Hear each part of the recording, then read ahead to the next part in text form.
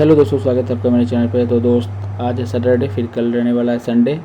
तो है तो वीकेंड, लेकिन हम लोग को फिर भी काम करना पड़ेगा, फिर भी हम लोग को मेहनत करना पड़ेगा, क्योंकि अभी हम लोग उतना पैसा जनरेट नहीं कर पा रहे हैं जितना हम लोग को चाहिए। अगर जितना पैसा आप जनरेट कर पा रहे हैं तो मान लीजिए कि आज आपका वीकेंड है, लेकिन वीकेंड रहने से मतलब ये है कि आप चार्ट पे कितना टाइम देते हैं, स्टॉक सिलेक्शन पे कितना टाइम देते हैं, स्टॉक्स को कैसे फाइंड आउट करते हैं, आपका तरीका क्या रहने वाला है, वो सब आपको आगे प्रॉफिटेबल बनाता है आपके जर्नी में। ठीक है, तो स्टॉक मार्केट में आप जितना स्मार्ट वर्क करते जाओगे, हार्ड वर्क तो मजदूर लोग करते हैं, स्मार्ट वर्क आप जितना करते जाओगे उतना ही आप प्रॉफिट जनरेट करते जाओगे। तो आज है सैटरडे, तो हम लोग आज की वीडियो में जानने वाले हैं कि ट्रेडिंग नहीं, स्विंग ट्रेडिंग के बारे में हम लोग जानने वाले हैं कि कैसे हम स्विंग ट्रेडिंग के लिए स्टॉक्स को फाइंड आउट कर सकते हैं। अगर अगर आपके पास एक अच्छा कैपिटल है, ठीक है, कम से कम मिनिमम तो आपके पास 1L का कैपिटल होना चाहिए, मिनिमम आपको 1L का, तभी आप 10% के आसपास का, अगर मान लीजिए यहाँ से आप जनरेट करते हैं 10% के आसपास, यहाँ पे ROI जनरेट करते हैं, रिटर्न ऑन इन्वेस्टमेंट, तो आपको एक अच्छा प्रॉफिट दिख सकता है, 10,000 का आपको मंथली दिख सकता है। अगर आपके पास कैपिटल आपको लगता है कि हमारे पास कैपिटल ज़्यादा है, तो आप यहाँ पे एक अच्छा स्टॉक सिलेक्शन के जरिए स्टॉक सेलेक्ट करके आप उस कैपिटल को लगा के और मिनिमम 10% के आसपास का आप वहाँ पे अगर रिटर्न जनरेट करते हैं, तो जितना डिसेंट आपका कैपिटल रहेगा उतना ही डिसेंट आपको प्रॉफिट मिलेगा। ठीक है, 10% 5 लाख रहा तो 10% उसका 50,000 हो जाएगा, 1 लाख रहा तो उसका 10,000 होगा, 2 लाख रहा तो 20,000 हो जाएगा। तो ये पूरा का पूरा डिपेंड करता है कि आपके पास कितना कैपिटल है, आप स्टॉक्स कैसे फाइंड आउट करते हो। ठीक है, तो बिना कोई टाइम पास किए आज हम जानने वाले हैं कि कैसे हम लोग स्टॉक्स को बस मात्र 2 मिनट में उसको स्टॉक्स फाइंड आउट कर सकते हैं। 2 मिनट के बाद हमें स्टॉक्स फाइंड आउट करने में तो सिर्फ हमको 2 मिनट लगेंगे। ठीक है, सिर्फ और सिर्फ 2 मिनट, लेकिन उसके बाद जो हमें स्टॉक्स फाइंड आउट करने के बाद जो हमें मिलेंगे स्टॉक्स, उनको टेक्निकल एनालिसिस आपको खुद के बेसिस पे करना है, या तो आपको कहीं से सीखना पड़ेगा टेक्निकल एनालिसिस, आप कहीं से भी इसको यूट्यूब पर बतेरो वीडियो पढ़े हैं, आपको सीखना तो पड़ेगा। ठीक है, ऐसे नहीं कि हाँ मैंने बता दिया यहाँ से स्टॉक्स फाइंड आउट करना है, आप उसको वहाँ पर जाके 2-4 लाख 2 लाख 4 लाख आपके पास जितना भी कैपिटल पड़ा है आप उसमें पूरा लगा दिए एक ही स्टॉक में, और जितना भी स्टॉक वहाँ पे मिलेगा आप उतना स्टॉक में बिना देखे बिना टेक्निकल एनालिसिस किए आप वहाँ पे लगा देंगे, तो आप वहाँ पे ट्रैप भी हो सकते हो। आपको पता नहीं है कि आपका स्टॉप लॉस क्या है, आपका टारगेट क्या रहने वाला है, कितने मंथ का आपका व्यू है, आपका पोजीशन साइजिंग क्या होना चाहिए, ये सारी चीज़ें मैटर करती है। ठीक है, ऐसा नहीं है कि स्विंग ट्रेडिंग में प्रॉफिट होता है लोगों को तो लोग ऐसे ही प्रॉफिट जनरेट करते हैं, कहीं भी आँख बंद करके यहाँ पे लगा दिए, ऐसा नहीं होता है। ठीक है, प्रॉपर एनालिसिस होता है, टेक्निकल एनालिसिस होता है, फंडामेंटल एनालिसिस होता है। जो कंपनी छोटी है उसका फंडामेंटल एनालिसिस भी करना पड़ता है कि उसका बिजनेस कोर क्या है, वो करती क्या है कंपनी। अगर लार्ज कैप में है तो आपको तो पता ही है कि आप उसका कभी ना कभी प्रोडक्ट आप उसका यूज किए ही होंगे। ठीक है, बिना कोई टाइम पास किए चलते हैं। अगर आपके पास विंडोज होगा तो वहाँ पे आपको क्रोम दिखेगा, और अगर आपके पास अगर आप अमीर आदमी हैं, आपके पास मैकबुक होगा तो आपको यहाँ पे सफारी खोल लेना है। सफारी खोलने के बाद सफारी खोलने के बाद आपको ओपन कर लेना है यहाँ पे सफारी, तो यहाँ पे ओपन रहेगा। आपको यहाँ पे ओपन कर लेना है स्क्रीनर, स्क्रीनर नाम का यहाँ पे आपको मिल जाएगा। यहाँ पे इस तरह का इंटरफेस आपको ओपन होके यहाँ पे मिल जाएगा। लॉगिन करने का कोई ज़रूरत नहीं है, आप चाहो तो यहाँ पे लॉगिन भी कर सकते हो। ठीक है, तो सिंपली आपको यहाँ पे एक यहाँ पे मेन्यू बार बन के यहाँ पे आपको मिलेगा स्क्रीन्स पे जाना है। स्क्रीन्स पे जाने के बाद कुछ इस तरह का ऑप्शंस आपके पास ओपन होता हुआ यहाँ पे दिखाई देगा। यहाँ पे बहुत सारे सेक्टर्स हैं, सेक्टर वाइज भी आप यहाँ पे चूज कर सकते हो। अगर आपको सिंपली ईजी वे में फाइंड आउट करना है तो आपको रिस्क नहीं लेना है, तो यहाँ पे देख लो कि FII क्या बाइंग कर रहे हैं। आपको नज़र रखना है कि जो फॉरेन इंस्टीट्यूशनल इन्वेस्टर होते हैं वो कौन से स्टॉक्स में अभी इन्वेस्ट कर रहे हैं। ठीक है, आप उनके जरिए वो तो फंडामेंटल एनालिसिस करके ही लगाते हैं, ऐसा तो नहीं है कि वो आँख बंद करके पैसा लगाते हैं।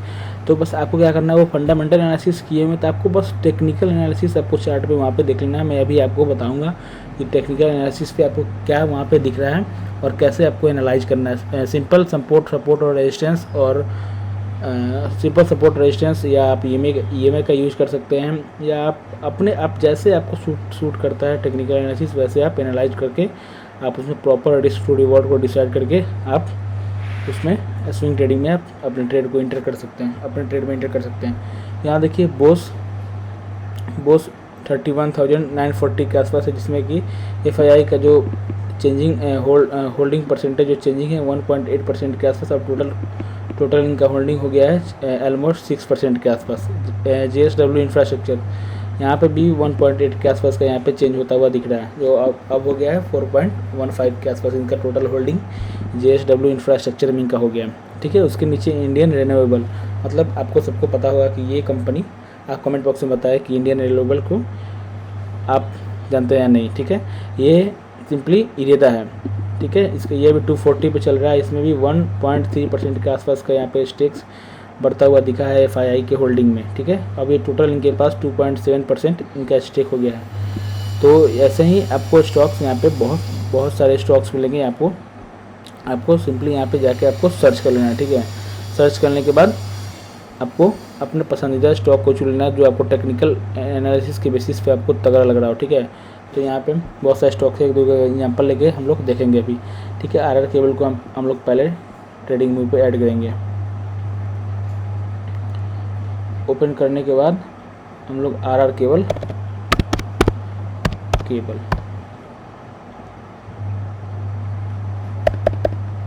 RR केबल का स्पेलिंग KABE आ गया था, KAB। ठीक है, NSE वाला कोई भी, NSE BSE कोई भी ले सकते हैं। ठीक है, और आपको यहाँ पे पहले डेली टाइम फ्रेम कर लेना है। देखिए, आपको स्विंग पर्पस के लिए आपको शेयर बाई करना है तो आपको या तो डेली पे लेना होगा, या तो ट्रेडिंग पे डेली पे, या तो वीकली पे, या तो जितना बड़ा टाइम फ्रेम रहेगा उतना ही आप कंफर्ट जोन में रहोगे। हाँ, उतना ही तगड़ा ब्रेकआउट आपको मिलेगा, उतना ही तगड़ा आपको रिस्क टू रिवॉर्ड मिलेगा, उतना ही तगड़ा आपको उतना ही कम आपका रिस्क रहेगा उसमें। ठीक है, तो मैं जैसा कि आप लोग यहाँ पे दिख रहा होगा कि यहाँ पे मैंने RR केबल का यहाँ पे चार्ट लगा करके रखा है, तो आपको यहाँ पे एक दिख रहा होगा कि नीचे से एक ट्रेंड लाइन हम लोग को बनता हुआ दिख रहा है। ठीक है, ट्रेंड लाइन यहाँ पे बनता हुआ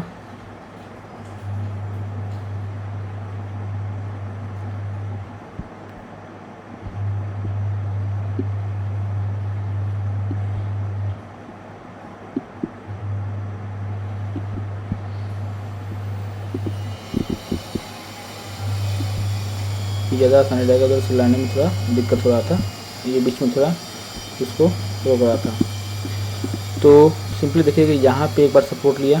ठीक है, यहाँ पे एक बार सपोर्ट लिया, ये 4 तारीख वाला 4 जून वाला कैंडल है, जिस दिन हम लोग का इलेक्शन का रिजल्ट आता उस दिन बहुत भयंकर मार्केट गिरा था, ये भी स्टॉक बहुत भयंकर यहाँ पे टूटता हुआ दिखा था। ठीक है, एक बार यहाँ सपोर्ट लिया, फिर एक बार यहाँ ट्रेंड लाइन का सपोर्ट लिया, फिर इस बार आप देखिएगा तो यहाँ पे एक ट्रेंड लाइन का यहाँ पे सपोर्ट लिया, सपोर्ट लेने के बाद एक अच्छा ग्रीन कैंडल बनाया। ठीक है, तो सिंपली आपको कुछ नहीं करना है, यहाँ पे ग्रीन कैंडल बनाया तो आपको यहाँ पे, हाँ यहाँ पे देखिए सेटअप मिला तभी आपको बाइंग करना है। यहाँ पे छोटा सा आपका SL होगा, अप्रॉक्स 85 रुपये के आसपास का SL होगा यहाँ पे, और 10% 13% के आसपास का आपको यहाँ पे टारगेट मिल रहा है।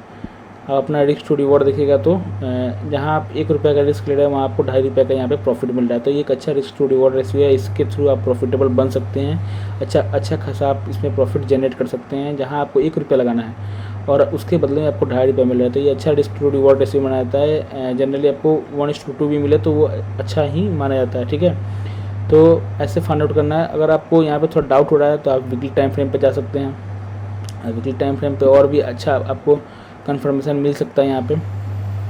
और भी देखिए वीकली टाइम फ्रेम पर भी देखिए यहाँ पे आपको यही आपको सपोर्ट यहाँ पे मिलता हुआ दिखेगा। एक बार ये सपोर्ट लिया, एक बार यहाँ पे सपोर्ट लिया, एक बार यहाँ पे सपोर्ट लिया, फिर एक बार यहाँ पे सपोर्ट लेके आप देखिएगा तो एक ड्रैगन फ्लाई डोजी टाइप का यहाँ पे कैंडल बना है बिल्कुल सपोर्ट के आसपास। तो आपको यहाँ पे 10% टारगेट के लिए यहाँ पे आपको एंट्री कर लेना है, प्रॉपर स्टॉप लॉस यहाँ पे आपको सिस्टम में डाल लेना है, और यहाँ पे आपका एंट्री पॉइंट ही रहने वाला है। यहाँ पे आपका स्क्वायर आप यहाँ पे एग्जिट कर सकते हैं प्रॉफिट लेकर के। ठीक है, अगर आपका लॉस होता है तो यहाँ पे लॉस भी आपको बुक करना है, ऐसा नहीं है कि लॉस मैं बुक नहीं करूँगा और मैं इसको छोड़ दूँगा आज नहीं तो कल बढ़ेगा। तो फिर आपको स्विंग ट्रेडिंग का मतलब ये होता है कि 1 महीना 2 महीना अब जब भी आपको यहाँ पे आपका या तो एसएल मिले तो एसएल बुक कर ले, या तो आपका टारगेट मिले तो टारगेट बुक करके फिर हम दूसरे स्टॉक्स ऐसे ही फाइंड आउट करेंगे। ठीक है, यहाँ से आप बहुत सारे स्टॉक्स हैं, आप यहाँ से जाके फाइंड आउट कर सकते हैं और उस सारे स्टॉक्स का आप एक अपने तरफ से आप टेक्निकल एनालिसिस करके उसमें अपना risk to reward find out करके पोजीशन साइजिंग आप खुद से मैनेज करके सब कुछ यहाँ पे आपको खुद ही करना पड़ेगा। कोई आपको दूसरा कोई नहीं बताएगा। अगर कोई आपको टेलीग्राम पर टिप्स दे रहा है यहाँ पे कि ये स्टॉक्स बाई कर लीजिए, ये डबल होने वाला है या ट्रिपल होने वाला है, तो कृपया आप लोग उनसे दूरी रहें, क्योंकि पैसा आपका जाने वाला है, ना कि उनका जाने वाला है। ठीक है, आपका हार्ड अर्न मनी जो है आप खुद से मेहनत करके, बहुत मेहनत करके आप लोगों ने पैसा यहाँ पे बनाया है, तो इतना आसानी से किसी कह देने पे किसी भी स्टॉक्स में नहीं लगाना है आपको। ठीक है, आप जान तो लो कि आप किस कंपनी में पैसा लगा रहे हो, उस कंपनी का टेक्निकल एनालिसिस क्या है। अगर आपको कुछ नहीं पता है तो प्लीज़ मार्केट से दूर ही रहो। ठीक है, या आपको मार्केट से दूर ही रहना है, क्योंकि मार्केट आपको बर्बाद कर देगी। यहाँ पे बहुत लोग यहाँ पे बर्बाद हुए हैं, अगर जिनको बेसिक्स यहाँ पे क्लियर नहीं है वो, तो मार्केट से दूर ही रहे। चाहे यहाँ पे स्विंग ट्रेडिंग हो या इंट्राडे हो, कुछ भी हो, या F&O से तो आप दूर ही रहें। तो आप इन्वेस्टिंग में जा सकते हैं। लॉन्ग टर्म में आप कोई भी लार्ज कैप का शेयर हो वहाँ पे बाइंग करके आराम से सो जाइए। दो चार दस सेक्टर को पकड़ लीजिए, वहाँ पे धीरे धीरे क्वांटिटी को ऐड ऑन करते रहिए वहाँ पे लॉन्ग टर्म के लिए, और पेशेंस रखिए। ठीक है, अगर आपको थोड़ा बहुत भी नॉलेज है तो आप स्विंग ट्रेडिंग कर सकते हैं।